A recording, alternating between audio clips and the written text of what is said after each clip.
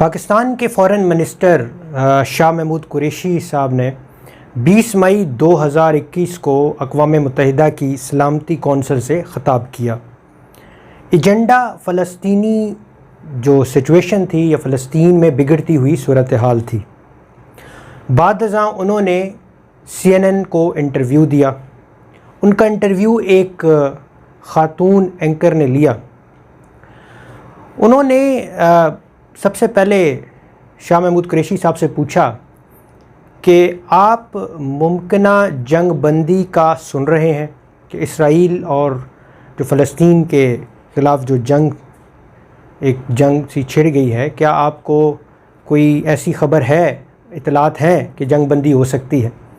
اس پر شاہ محمود قریشی صاحب جو ہے وہ جواب دیتے ہیں کہ مجھے اس بات کا یقین ہے کہ وقت بدل رہا ہے، مجھے اس بات کا یقین ہے کہ دباؤ جو ہے وہ اسرائیل کے اوپر بڑھ رہا ہے اور جنگ بندی جو ہے یہ ناگزیر ہے، اور مجھے یقین ہے کہ یہ جو اسرائیلی میڈیا ہے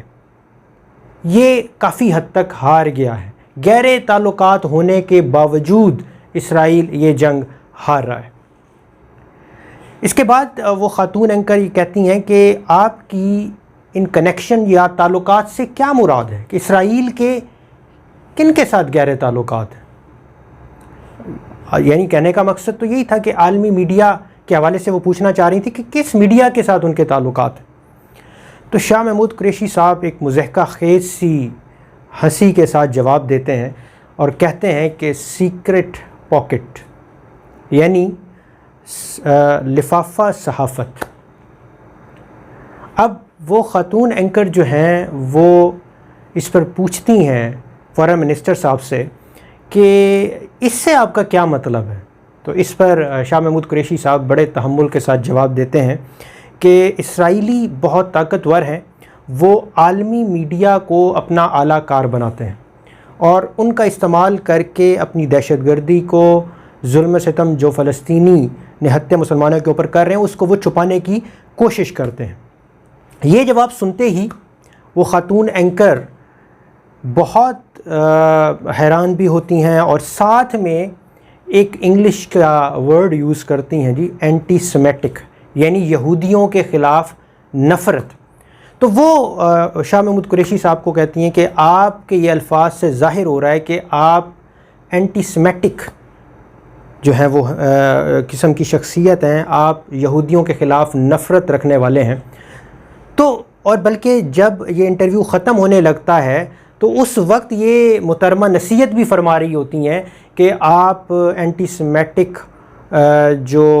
لینگویجز یوز کر رہے ہیں اور اینٹی سیمیٹک ورڈز یوز کر رہے ہیں یہودیوں کے خلاف جو آپ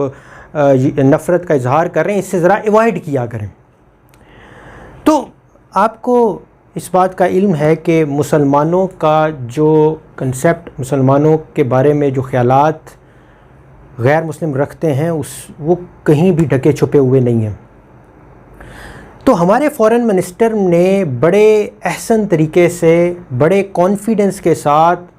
ان نیوز اینکر کو بڑے بہتر طریقے سے اور مدلل جواب جو ہیں ان کو دیے،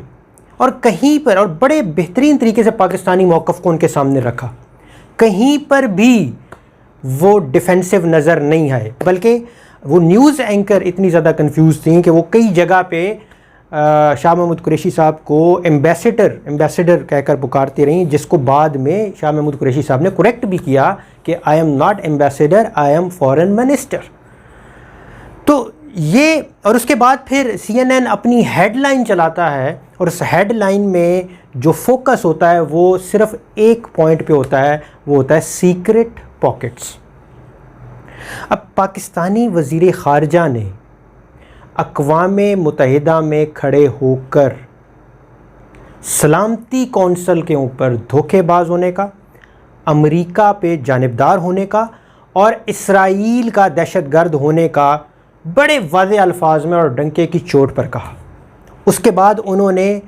اس CNN کی نیوز اینکر کو اور عالمی میڈیا کو